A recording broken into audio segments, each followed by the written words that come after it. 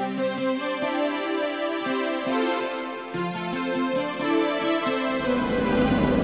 right, hi. This is the Deck Network. I'm your host, Mike Danzilio. We got an interesting show today, but first let me introduce a friend of mine, Matt Dalton from WBAB Radio.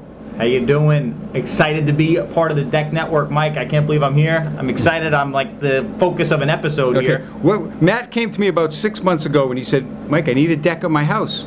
And I thought about it for a little while. I said, why don't we turn it into a, for lack of a better word, a reality show on how to build a deck. It's almost like the video version of deck building for dummies. Yes, and, yes. And we got the decking, and here's your dummy. Hello, okay. Nice to meet you. You know, I was thinking about names to call it, whether it's Pretty Boy Waxes Thumb or something like that. But how about Radio Rep builds a great deck? Because that's how this thing is going to be. All right, something like that. But first we want to talk about deck safety for a moment. And according to the North American Deck and Railing Association, nearly 85% of homes in the United States have a deck.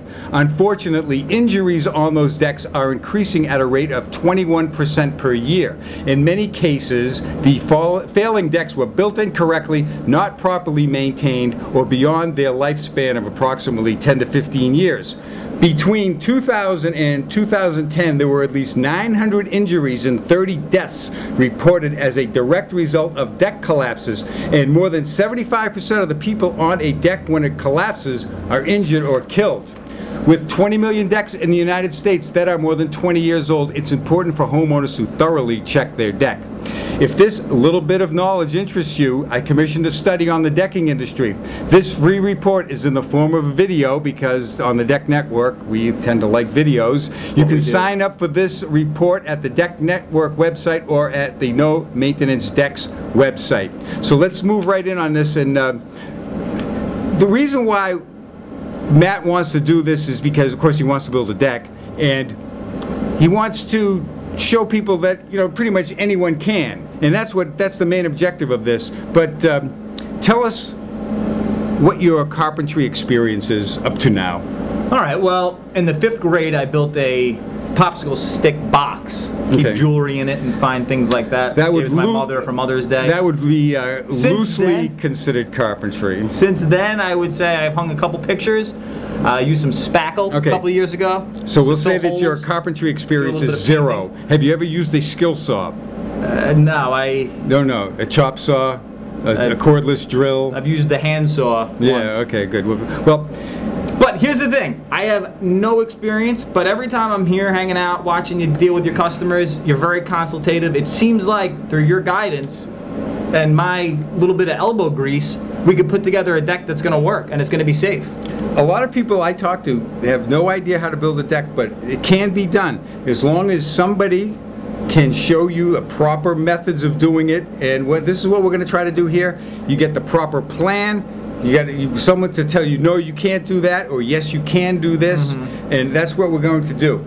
So, Matt, put up your hands right now. He's got 8 fingers, 2 thumbs, I guess. There's 20, you know, you got 10 here. You counting toes, you got 20.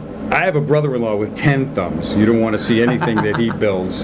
But now my objective is to obviously have the beautiful deck, but leave the project still having that is these the main objective is for Matt to have all. We don't want him to be how called, am I going to drink the beer on the deck if I don't have all fingers here? We don't want his nickname to be Stubby after this. All right, so this is the deck that I drew for Matt. He sent me a picture from his phone, which we'll look at it in a second. But we're going to make it 12 foot out, 22 foot long, a 4-foot set of stairs, railing around it. And let's take a look at the floor plan. It's going to be right there. And notice that I have 2 sets of beams on this. Beams running. Or a girder. Those are the ones that are on the footings there? Yes, yes. And the reason for that is Matt sent me this from the back from his phone, and the first thing I noticed is that this house, or this 20-foot section here, is cantilevered over the foundation. The reason why they do that is they start out with a certain footprint of a foundation, and they would like to get more square footage out of it, which of course that's what all builders want to do. So they extended the floor joists, made the kitchen area 2 feet larger, which of course that adds square footage. It always adds square footage. It's going to make your kitchen bigger, which is always helpful. But the problem is you cannot attach a deck right to the side of the house there. It just doesn't have the strength to hold it. What could happen over time is that water could penetrate through the siding there and rot out the floor or the inside of the house. And I've seen decks fall down all the time. As you know, my job is here as a decking consultant for the Deck Network. Anytime there's a deck collapse anywhere in the country, I hear about it within 72 hours.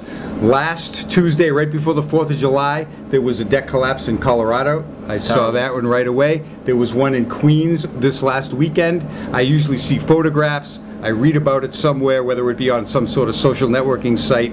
Somewhere I find out about it. And I look at all the photographs and I see what happened. And a lot of the times, it's the connection to the house. Usually they're not used the proper nails or screws. And even in some cases where they did use the proper nails and screws, this part of the house rotted. So in this particular case, we're going to build a freestanding deck. So we're not using the house as any strength on this deck at all. You're going to have you're going to be cursing me because we're going to have some extra footings that you're going to have to put in. If we look at the floor plan, we're going to have 2 rows of footings or 2 beams holding this up. We have 2x8s. 16 inches on center. We're going to put doubles all the way around. We have 8 footings. Of course, they're going to be 12-inch footings, 3 foot down, which is the code for Long Island, New York, and other places. I've seen it 4 feet. Where even in Canada, it's probably 5 feet. And that's all on the frost line? That's all, depending upon the frost line. There are other variables, which is the type of soil. It has a lot to do with it also. So this is the floor plan that we're going to use, and I just think it's going to be kind of fun.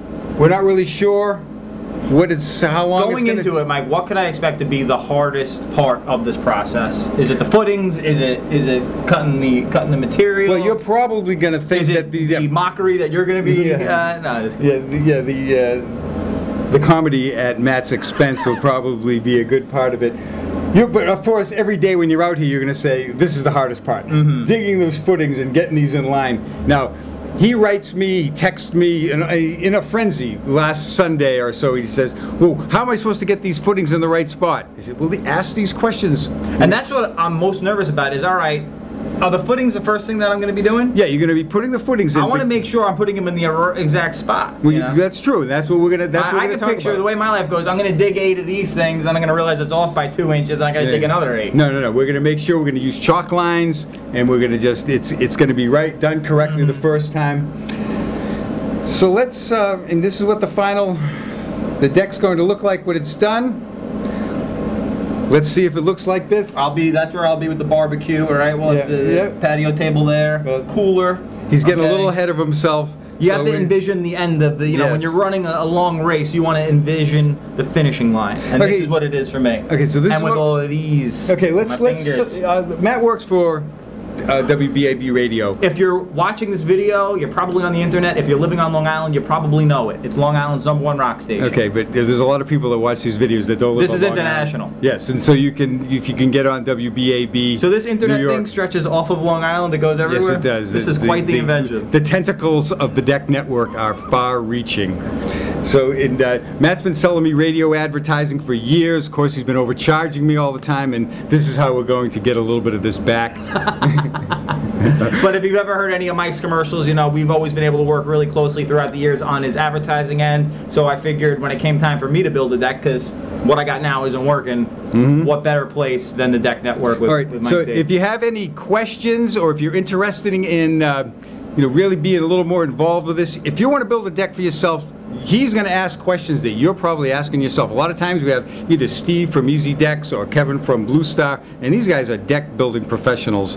And between all of us, we've built thousands and thousands of decks. So there's a lot of things that we'll think as not a big deal, but to Matt over here, it may be a big deal. Yep. And so if he has these questions, a lot of you people also. So if you have any questions, you can forward them to me at mike@thedecknetwork.com. Keep the letters coming, and we'll talk about it next week. So have a great day. Enjoy your summer. And next time you see me, I'm going to be working on this bad boy right here. All right? Okay, bye now.